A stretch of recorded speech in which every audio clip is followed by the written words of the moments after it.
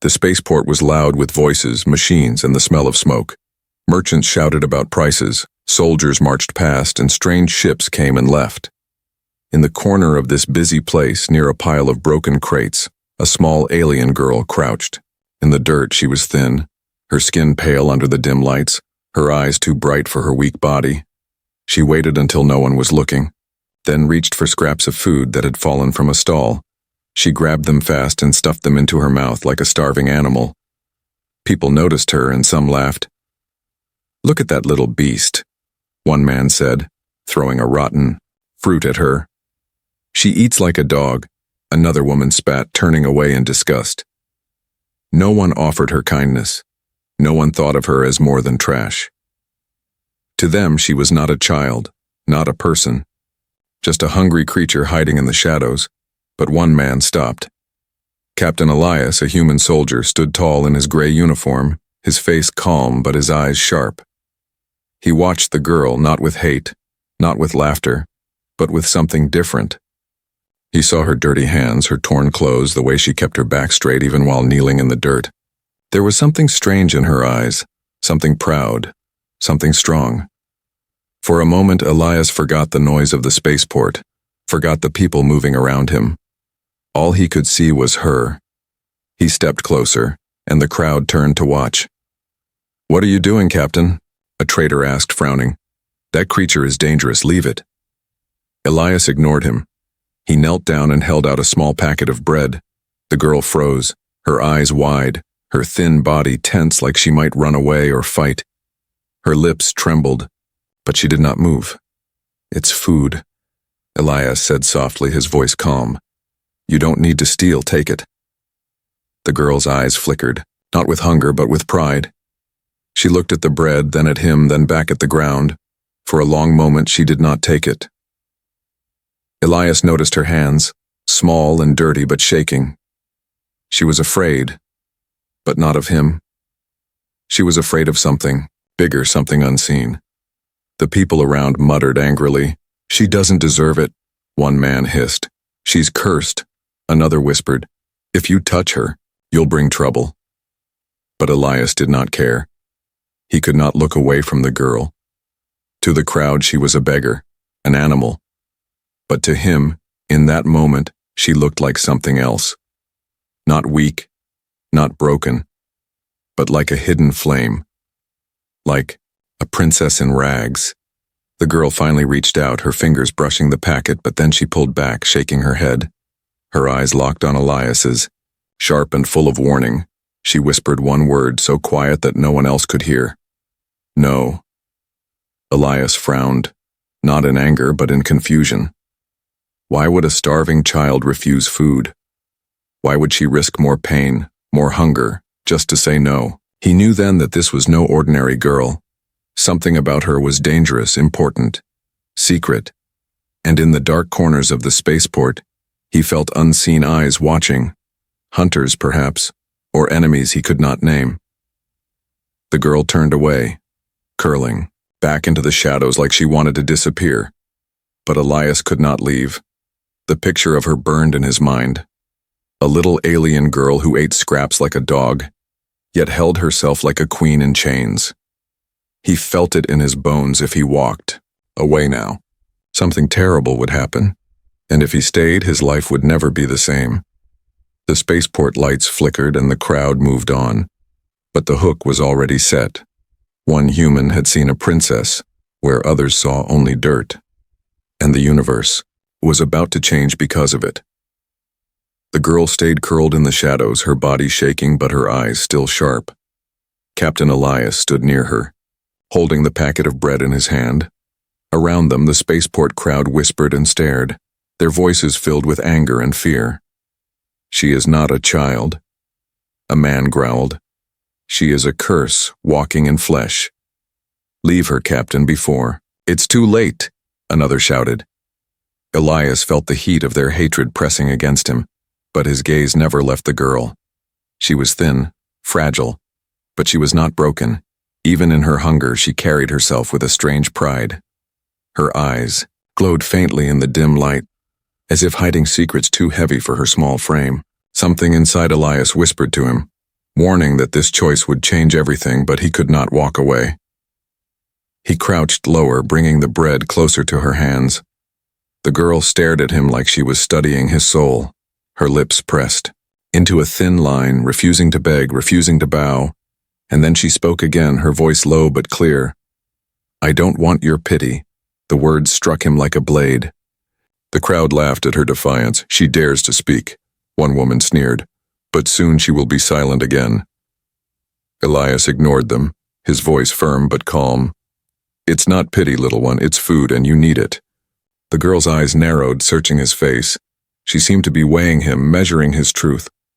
Finally, with trembling fingers, she reached for the bread. Her hands were cold, her touch brief, but she took it.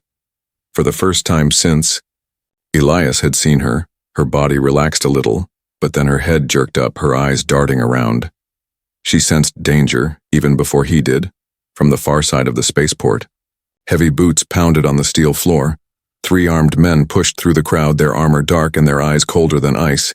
They carried stun rifles, but their faces told a crueler story. "Where is the little alien thief?" one barked. The crowd scattered quickly, leaving Elias and the girl exposed. Some pointed toward her, eager to please the hunters. The girl froze like prey before predators. Her small fingers crushed the bread against her chest, her eyes wide. With terror, Elias stepped in front of her without thinking, his hand moving to the weapon on his belt. "She is not your prey," he said firmly, his voice loud enough to echo through the hall. The men laughed. "A human soldier protecting a gutter rat?" The leader mocked. "Step aside, Captain. She is marked for death." Elias felt the crowd's eyes on him, waiting to see his choice. Duty told him to move, to let the men take her, to avoid trouble. But his heart told him something else, that this child was more than she seemed, that abandoning her now would be the same as betraying his own soul. Slowly, Elias shook his head. "She stays with me," he said, his hand gripping his weapon tighter. The leader's smile faded, replaced by a hard glare. "You don't know what you are protecting," he warned. "She is a danger to us all." But Elias did not move. His choice was made, and it was a dangerous one. The girl clung to the bread, her eyes locked on him. For the first time, a flicker of hope crossed, her face so small that only Elias saw it. It was not the hope of a beggar, but the hope of someone who still believed in tomorrow. The air grew tense, the crowd silent. The hunters lifted their rifles, and Elias stood ready to fight. 1 soldier against 3 killers, 1 alien child against a universe that wanted her dead. The girl whispered again, her voice soft but filled with meaning. "You should not protect me." But Elias only glanced back at her, his eyes steady. "Maybe not," he said quietly. "But I will." And with that, the spaceport became a storm. A choice had been made, and the galaxy would feel its weight. The spaceport was restless after the fight. Elias had stood his ground, and the hunters had been forced to retreat for now, but everyone knew they would return, stronger and angrier. The crowd avoided Elias as if he carried a disease. Some spat in his direction, others muttered curses under their breath. No one dared to stand near him, no one except the little alien girl. She stayed close, silent, clutching the packet of bread to her chest like a treasure. Her eyes moved constantly, sharp and watchful, scanning every shadow. She looked too young for such fear, too small to carry such heavy silence. But Elias could see she was not ordinary. He felt it in the way she moved, in the way she refused to bow even when beaten down. He guided her away from the open streets into a narrow alley. The glow of neon signs flickered on their faces as they walked. Elias knew the hunters would not stop, and he needed to understand why this girl was so important. He crouched down so his eyes met hers. "Who are they? Why are they chasing you?" he asked. The girl's lips pressed together. For a moment it seemed she would say nothing, but then a whisper drifted from the shadows behind them. "Because she is no ordinary child." Elias turned, hand ready on his weapon. An old trader stood there, a hunched alien with gray skin and tired eyes. He leaned on a cane, watching the girl with both fear and respect. "I know those marks," the trader said softly, pointing to the faint glow on the girl's skin. "She is not a thief, not a beggar, but something far greater." The girl stiffened, pulling her cloak tighter around her arms to hide the glowing lines. "Stay silent," she hissed, her voice sharp. But it was too late. The whisper had already become a spark. The old trader shook his head, his voice trembling as if telling a ghost story. "Long ago there was a royal family on the world of Calith, a proud race, noble and strong. They ruled not just with power but with wisdom, guiding their people through peace and war. But they were betrayed, hunted, and destroyed.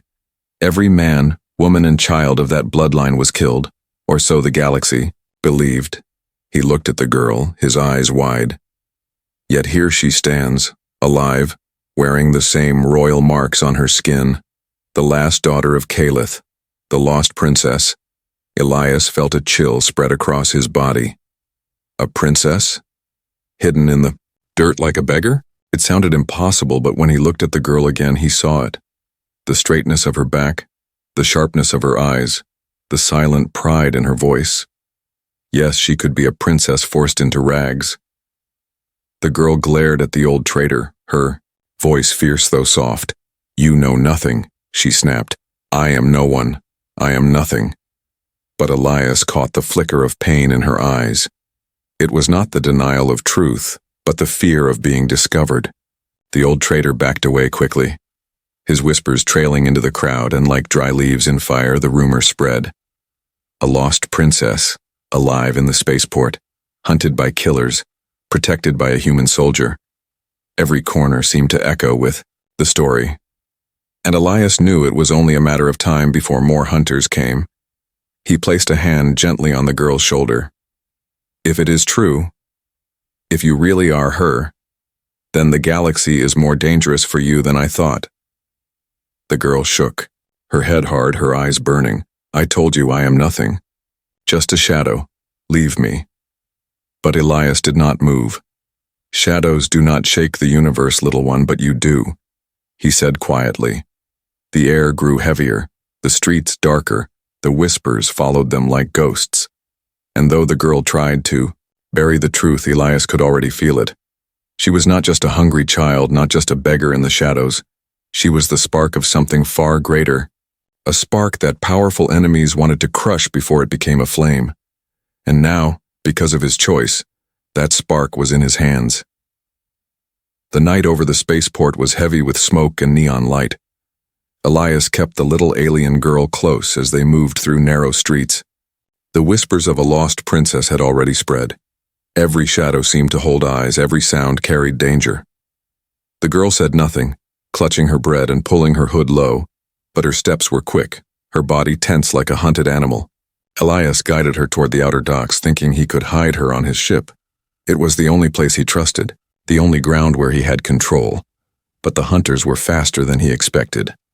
From the rooftops above, 3 figures moved like predators, dark armor, glowing rifles, silent boots.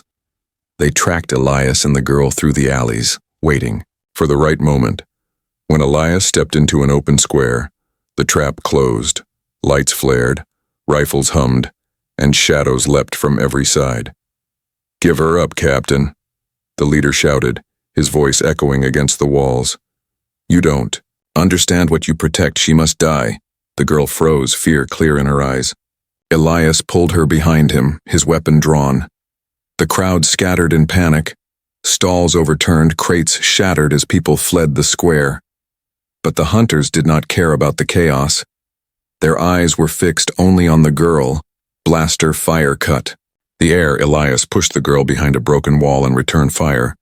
Sparks flew, stone cracked, the night filled with the sound of war. The hunters moved with skill, spreading out, trying to corner him. One blast struck the ground near the girl, sending dust into the air. She coughed, her eyes glowing faintly. In the smoke, Elias fought hard, but 3 against 1 was no fair fight. He blocked 2 shots, dodged another, but they kept pressing closer. One hunter leapt over the crates, landing near the girl. He raised his rifle, aiming straight for her head, but before Elias could fire, the girl moved. Her small hand shot out, glowing symbols spreading across her skin. A burst of light cracked the air like thunder. The hunter was thrown backward, his rifle torn from his grip. The ground shook under her power, and for a moment, the square was silent. Elias stared, stunned. The girl had not just defended herself, she had unleashed something powerful, something ancient. Her chest heaved, her eyes blazed like stars. She looked nothing like a beggar now, nothing like a child in rags. She looked like a weapon, like a queen, but the power faded quickly. Her small body trembled, her knees buckled, and she nearly collapsed. Elias caught her before she fell, his heart racing. The hunters regrouped, their faces hard with new fear. "She carries the mark," one of them hissed. "She truly is the heir." The leader raised his rifle again, his voice cold. "All the more reason to kill her now." Elias lifted his weapon, his voice strong. "You will not touch her." The standoff burned in the air, fire against fire. The girl clung weakly to his arm, her voice barely a whisper. "They will never stop," she said, her eyes half closed. "They will hunt me until I am gone." But Elias shook his head, his grip steady. "Then let them hunt us both," he answered. With one final blast of smoke grenades, he carried the girl into the shadows. The hunters fired wildly, but Elias vanished into the maze of alleys. Behind them, the city shook with rumors. The lost princess had revealed her power, and now the galaxy would come for her. The alleys were dark and narrow, filled with smoke from Elias's grenades. He moved quickly, carrying the little alien girl in his arms. Her body was light, fragile, but her presence weighed heavy on his mind. The hunters' voices echoed in the distance, angry and sharp. But for now, the shadows gave them cover. Elias reached an abandoned storage bay near the outer docks. The doors creaked as he pushed them open. Inside it was quiet. Only the hum of broken machines and the drip of leaking pipes. He set the girl down gently on an old crate, her breathing weak but steady.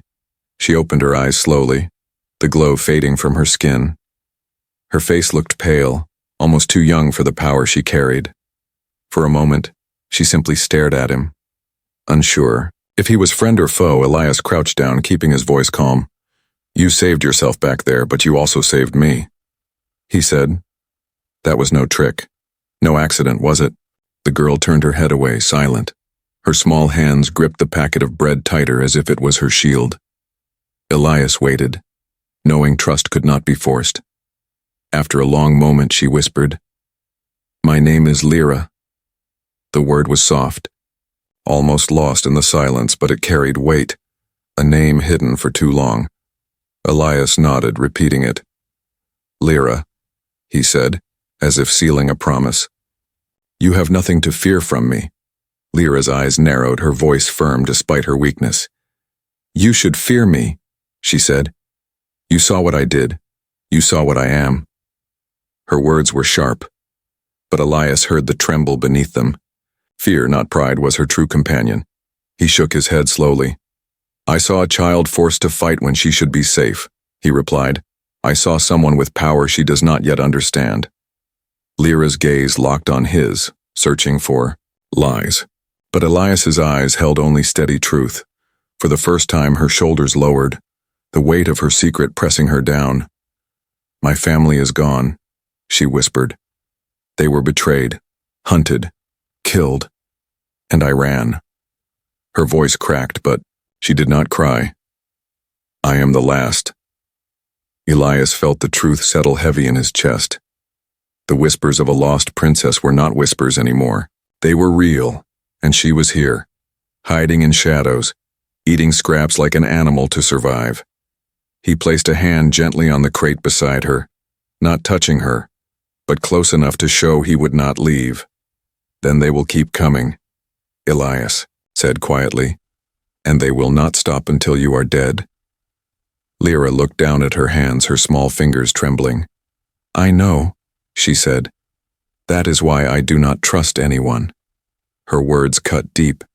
She had lived in fear for so long that hope was a stranger to her. But Elias leaned closer, his voice firm but calm. "Then trust me," he said. "I am not your enemy, Lyra. I made a choice to protect you, and I do not break my choices." Lyra studied him again, her eyes sharp and old for her age. She wanted to believe, but belief was dangerous. Still, she whispered softly, almost against her own will. Why? Why would a human risk his life for me? Elias thought of the crowd, of the way they had looked at her like dirt, and he thought of her eyes burning with pride even in rags. Because when I saw you, he said, I did not see a beggar. I saw someone worth saving. For a long time, the storage bay was silent. Lyra's eyes softened just for a moment, but then she pulled her hood back over her head, hiding once again.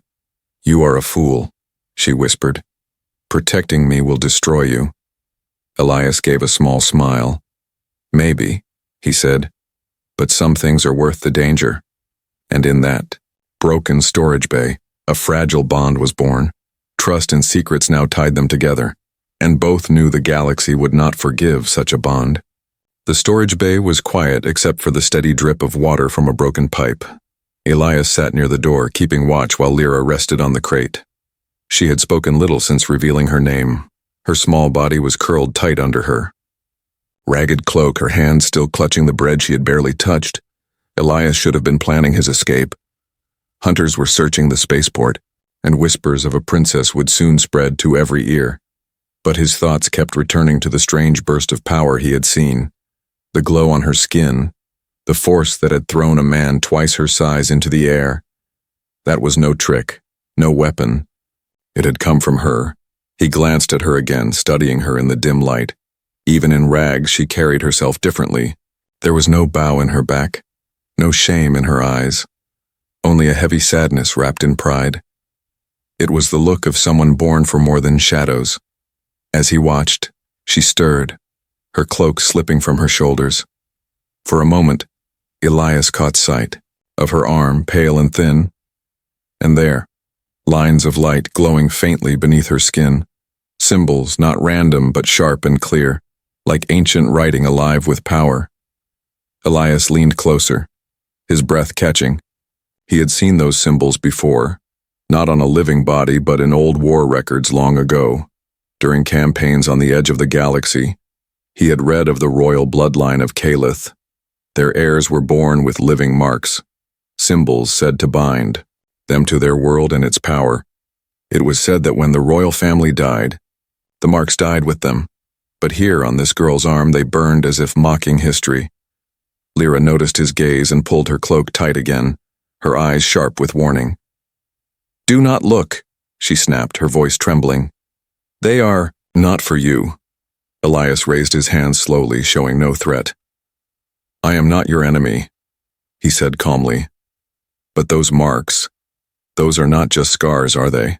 Her face turned away, shadow covering her expression. They are the reason I cannot hide, she whispered. They glow when I am afraid. They glow when I fight. They betray me. Her voice cracked, but held no tears, only anger. They remind me of what I lost, of who I was meant to be but will never become. Elias felt the weight of her words. She was not just a runaway, not just a survivor. She carried the blood of a destroyed throne, the last echo of a fallen kingdom, and now the galaxy would tear itself apart to claim her or kill her. He spoke softly, carefully. I know these marks. Lyra, I have seen them in records. I know what they mean. Her head snapped toward him, fear flashing in her eyes.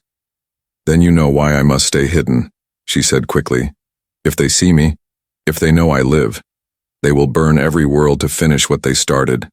Elias leaned closer, his voice low. Or they will rise because hope never dies so easily. Lyra stared at him, her lips parting as if to answer, but no words came. Instead, she pulled her knees to her chest, curling tighter. Her small body shook, not from weakness but from the battle inside her. To believe his words would mean to hope again, and hope was dangerous. Outside, the sound of boots echoed faintly. Hunters moving through the streets. The city was searching and time was running thin. Elias gripped his weapon and looked back at her. I made a choice to protect you, he said firmly. And if these marks mean what I think they mean, then you are not just my burden, Lyra. You are my mission. She looked at him with wide eyes, half fear, half wonder. No one had spoken to her like that before, not since her family was taken. For a moment, a small flame lit inside her gaze. Not power, not anger, but something older, something fragile. It was the spark of trust, the spark of a princess remembering who she once was. And outside the bay, the hunters drew closer, guided by whispers and shadows. The secret of the hidden mark would not remain secret for long. The night over the spaceport never slept. Ships rose into the sky, lights flashed across steel towers, and voices carried through the alleys. But beneath the noise, another sound spread quietly. The sound of hunters searching. Elias knew they had little time. Lyra's marks glowed faintly whenever fear touched her. The hunters would follow whispers, and whispers always grew louder in places like this. Already, he could feel the city closing in on them. He led Lyra through back streets. Avoiding the main docks, she walked close behind him, her hood pulled low. Her eyes scanned every corner, her small hand gripping the edge of his jacket like a lifeline. Elias could see the weight on her shoulders, a child forced to carry secrets far beyond her years. In a smoky tavern by the dockside, a group of mercenaries gathered. Their armor bore no symbols, but their eyes told their trade. Bounty hunters, ruthless and eager for pay. A hollow projector flickered on the table before them, showing a blurred image of Lyra's face.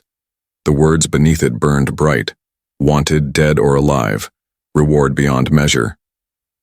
The leader, a scarred man with metal eyes, tapped the hollow and smiled coldly. "She is here," he said, his voice low, "and the human soldier who protects her will fall with her." The others nodded, greed and hunger burning in their gaze. The hunt had begun. Back in the alleys, Elias stopped near a broken wall, scanning the path ahead. "Hunters are coming," he said, keeping his voice low. Lyra's eyes widened, though she tried to hide her fear. "They always come," she whispered. "They will never stop. Not until I am gone." Elias crouched down so their eyes met, his voice steady. "Then we will make sure they fail," he said. Her lips pressed tight, uncertain, but the flicker of trust he had seen before did not vanish. It lingered, fragile, but alive. A sudden noise cracked the silence.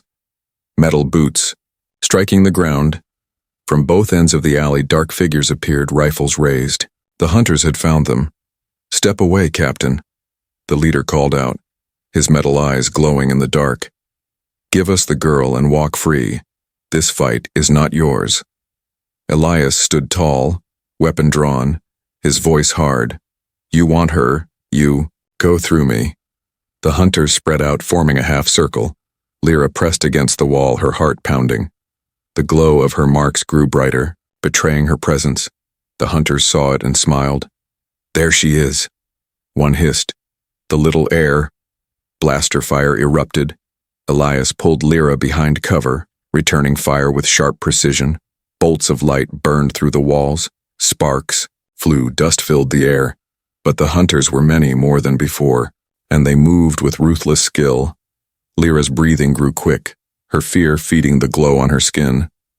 She clutched her arms, trying to hide it, but the marks would not fade. Elias saw her trembling, saw the storm inside her. "Control it," he urged. "Don't let them see weakness, use it." Her eyes flashed, her voice trembling. "If I use it, I lose myself," she whispered. Elias fired another shot, forcing two hunters back. "Then lose nothing," he said sharply. "Fight, but do not fall." The hunters pressed closer, their rifles lighting the alley like fire. One leapt forward, blade drawn, aiming for Lyra. Elias turned too slow. But Lyra raised her hand, her marks blazing. The attacker was thrown against the wall with a crash, his weapon shattered. The alley fell silent for a heartbeat. The hunters stared, not in pity, not in laughter, but in fear. The lost princess was no myth, she was real, and her power burned like fire in the night. But more footsteps thundered in the distance. Dozens more hunters were coming, drawn by the chaos. Elias knew they could not win here. Not yet. He grabbed Lyra's hand, pulling her into the shadows once more. Her voice shook as she whispered, "They will never stop, Elias. Never." His grip tightened, his voice steady like stone. "Then neither will I," he said. And together they vanished into the dark, hunted by every corner of the galaxy. The night hid them, but it did not protect them forever. Elias led Lyra through the old tunnels beneath the spaceport, passages long forgotten by most. The air was damp, filled with rust and dripping water, the walls carved with old symbols of trade. Here the noise of hunters faded, but the memory of danger clung to their skin like smoke. Lyra walked silently, her hood hiding her face, her steps light but heavy with thought. Elias glanced back at her, watching the glow of her marks fade and return with each heartbeat. He knew she was holding back something more than fear, something heavier, something waiting to be spoken. They stopped at an abandoned chamber where broken lights hummed weakly. Elias set down his pack and finally faced her. "You cannot keep running without telling me the truth," he said, his voice calm but firm. "If I am to protect you, I must know what I am protecting." Lyra froze, her eyes narrowing. Her hands trembled as she pulled her cloak tighter, but her voice came sharp. "You would not believe me." Elias shook his head, his gaze steady.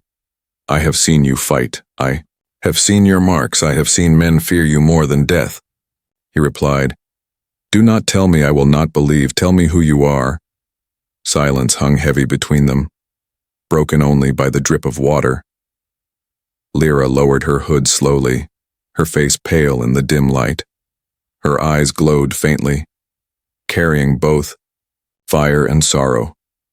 And then she spoke, her voice low, each word heavy. "My name is Lyra Calith," she said, doubt, pride, and pain wrapped in her words. "I am the last daughter of the royal house of Calith, heir to a throne that no longer exists." Elias felt his breath catch, the name hitting him like a hammer. Calith, the fallen kingdom destroyed years ago by betrayal and blood. Its rulers had been slaughtered, its people scattered, its memory buried. But if she spoke the truth, the last flame of Calith still lived. Lyra's voice cracked, but she forced herself to continue. "My family ruled with wisdom, not fear. We brought peace to our world and strength to our people. But power draws envy, and envy brings betrayal." Her hands clenched into fists, the marks on her arms glowing brighter. "One of our own, a man we trusted, sold us to our enemies. He opened the gates. He gave them our secrets. And he smiled as they killed us." Her words shook the chamber like thunder. Elias stepped closer, his eyes locked on hers. "How did you survive?" he asked softly. Her lips pressed tight before she answered. "My mother hid me," she whispered. "She placed me in the tunnels beneath the palace. She told me to run and never look back." Lyra's voice wavered, her small body trembling. "I ran as they burned, I ran as they screamed, I ran while my world died." Elias saw the tears she tried to hide, but he did not look away. For the first time, she was not the silent beggar, not the hidden spark. She was a child who had lost everything, forced to carry the ashes of her bloodline alone. She looked at him suddenly, her eyes sharp again. "Now do you see? Why they hunt me. Why they will never stop." Her voice rose, full of anger and grief. "If I live, I am proof that Calith still breathes. If I live, I am hope for my people. And hope is something my enemies fear more than war." Elias felt the weight of her words settle into his heart. The girl he had saved from scraps was no beggar, no thief. She was a princess carrying the burden of a dead world. He stepped closer, placing a hand over his chest. "Then you are not alone," he said firmly. "As long as I stand, your enemies will not win." For a moment, the fire in her eyes softened.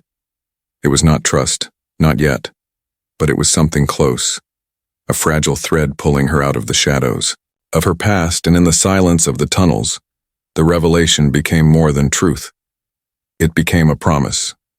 The promise of a princess who had lost everything, and the human who swore she would not lose again. The tunnel stretched endlessly, dark and cold. But Elias and Lyra walked side by side. The weight of her confession still lingered between them. A lost princess, the heir of Caliph, hunted by every shadow, carrying the scars of betrayal. Elias had fought many battles, but none felt as heavy as this one. They stopped near an old vent shaft where the faint light of the city filtered through broken steel. Lyra sat quietly on the ground, hugging her knees, her eyes distant. She looked smaller than ever, like a child crushed beneath memories too large for her shoulders. Elias crouched beside her, his face calm but his thoughts burning. At last he spoke, his voice steady. "You said your enemies will never stop. You said you cannot trust anyone," he began. "I understand why, but I am not like the ones who betrayed you. Lyra, I made a choice and I will not break it." She looked at him sharply, her eyes glowing faintly in the shadows. "Why?" she asked, her voice firm. "Why risk your life for me when you owe me nothing?" Elias held her gaze unshaken. "Because the galaxy does not need more silence, it needs hope," he said. "And when I look at you, I see hope, even if you cannot see it yourself." Lyra's lips trembled, her pride fighting her grief. She turned her head away, whispering, "You will die for me just like my family died. Your promise is a cage, not a gift." Elias leaned closer, his words firm but gentle. "No, Lyra. My promise is a shield," he said. "I have fought wars for men who cared nothing for truth. I have bled for leaders who abandoned their people. But for you I will fight because I choose it, not because I am ordered." His voice carried through the tunnel like iron. "And if my life is the cost, then so be it. But I will not let them take you." Lyra stared at him, her eyes wide, her small hands clutching her cloak. For a moment she could not speak. No one had ever sworn such words to her since her family died. No one had looked at her not as a burden, not as a weapon, but as someone worth saving. Slowly she whispered, "You are a fool, Elias." But this time there was no anger in her voice, only something fragile, almost soft. He smiled faintly. "Perhaps," he said, "but sometimes fools change the galaxy." Silence filled the space again. But it was no longer heavy. It was the silence of two souls bound by a fragile thread. Trust was not yet whole, but the first stones of a bond had been laid. Outside, the tunnel shook with distant noise. Hunters were still searching, their boots echoing through steel corridors.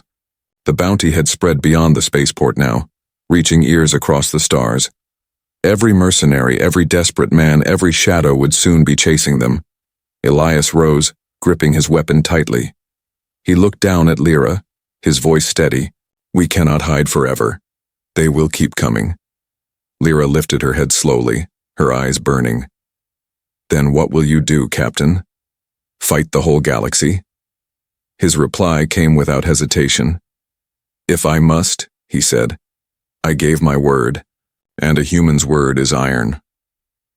For the first time, a flicker of a smile touched her lips, faint but real. It faded quickly, replaced by the fire of resolve. She stood beside him, her cloak falling back, her marks glowing faintly like stars under her skin. "Then you are bound to me now," she whispered. "Your promise ties you to my fate." Elias nodded. "Then let our fates burn together," he said. And in that broken tunnel, among rust and shadows, a vow was forged. The vow of a human soldier and a lost princess. A promise stronger than fear, stronger than death. The galaxy had moved against them. The whispers of a lost princess had reached ears too powerful to ignore. Now the hunters were not just mercenaries or bounty seekers. Now warships filled the skies above the spaceport, dark shapes blotting out the stars. Elias stood with Lyra at the edge of the old tunnels, looking up through the cracked steel roof. The roar of engines shook the ground, the air thick with smoke and fear. Crowds scattered in panic as soldiers in black armor marched through the streets. This was no hunt anymore, it was an invasion. Lyra's eyes burned with terror and fury, her marks glowing brighter with every heartbeat. "They have come to finish it," she whispered. "They will not stop until I am ash." Elias gripped his weapon, his jaw tight. "Then they will have to walk through fire to reach you." The first blast struck the docks, fire and steel tearing through the ground. Civilians screamed, ships exploded into flames, shadows filled the streets.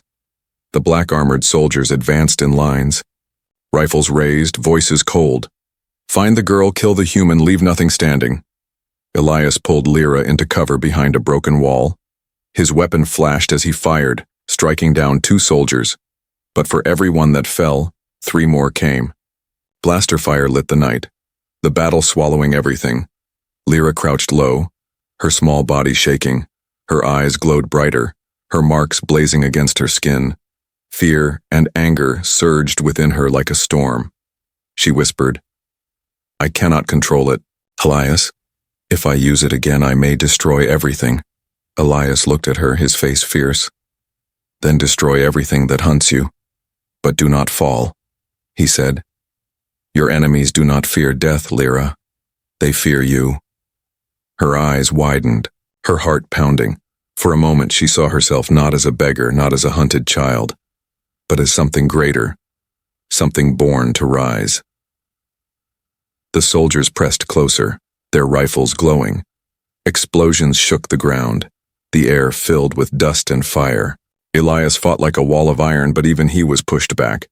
And then, as the enemy raised their weapons to strike them both down, Lyra rose. Her marks blazed like fire across her arms and face.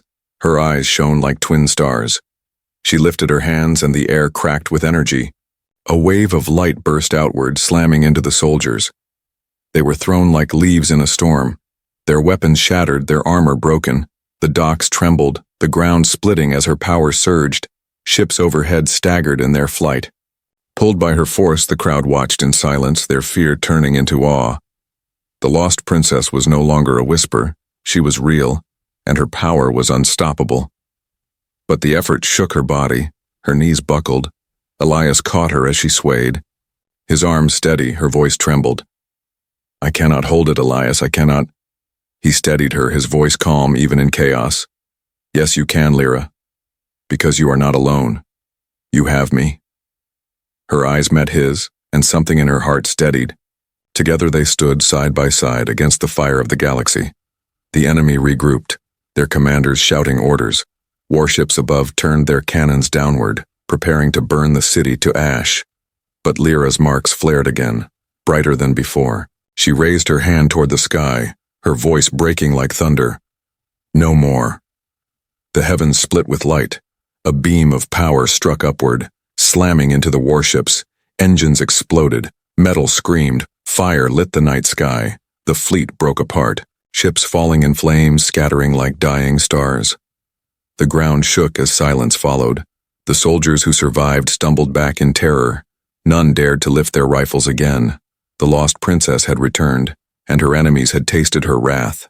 Elias held her as she collapsed into his arms, exhausted but alive. He looked at the burning sky and then down at her pale face. "You are more than a princess now," he whispered. "You are a storm." And for the first time, Lyra closed her eyes, not in fear, but in peace. The final battle of the docks was not the end, it was the beginning. The fires of battle still burned across the docks. Smoke rose into the night sky, mixing with the falling wreckage of broken ships. The ground trembled with the echoes of war, but the enemy had fled. For the first time in years, silence fell. Upon the people of the spaceport, Elias stood among the ruins, his weapon lowered, his uniform torn and stained. Beside him, Lyra leaned against his arm, her small body trembling with exhaustion. But her eyes, glowing faintly through the dust, were not the eyes of a beggar anymore. They were the eyes of a leader, the eyes of a princess who had survived the storm. The crowd gathered slowly, drawn. From the shadows, merchants, workers, children, all staring at the girl they once mocked. Whispers filled the air, soft at first, then louder. "It is her," they said. "The heir, the lost one, the blood of Caliph." And where once there had been scorn, now there was awe. Lyra lifted her head, her cloak falling back. The royal marks across her skin glowed clearly for all to see. No longer hidden, no longer shamed. She stood tall even on weak legs, her back straight, her voice steady. "I am Lyra Caliph," she declared, her words carrying through the smoke. I am no thief, no curse, no beggar. I am the daughter of Caliph, and I live. The people gasped, some falling to their knees. Others raised their voices in cries of hope. For too long they had believed the royal bloodline destroyed. But now the last heir stood before them, alive, defiant, unbroken. Elias watched her with quiet pride. He remembered the first time he saw her, crouched in the dirt eating scraps like a starving dog. The crowd had laughed, had spat at her, had turned away, but he had seen something more, and now the galaxy saw it too. The little girl in the shadows was gone. What stood before him now was a princess. From the edge of the crowd, the old traitor stepped forward, the same one who had whispered the rumors, his cane trembling in his hand. He bowed deeply before Lyra, his voice shaking. The blood of Caliph rises again, he said, and where you stand, hope returns. Others followed, bowing low, their voices joining together. The sound spread through the ruined docks, a chant rising from despair into faith. Princess, princess, princess, Lyra's eyes shone with tears she could not hold back. Not tears of weakness, but of memory and promise. She had lost her family, her home, her world, but she had not lost herself. And now, with the people at her feet, she had found her purpose again. Elias stepped beside her, placing a steady hand on her shoulder. She looked at him, her lips trembling. You never left me, she whispered. He gave a small nod, his voice firm. I told you I would not, and a human's word is iron. The crowd cheered louder, the sound like thunder, and in that moment, Lyra Caliph was no longer just a survivor. She was a princess crowned not with jewels, but with the faith of her people. Her throne was not built of gold, but of fire and survival. Her crown was the light of her marks and the strength in her heart. Elias stood beside her, not as her master, not as her servant, but as her protector, the human who had seen a princess. In the shadows, the soldier who had chosen hope over fear. Together they faced the crowd, together they faced the galaxy, and as the night gave way to dawn, the story of the beggar girl ended, and the story of Princess Lyra Caliph, last heir of a fallen world, had only just begun.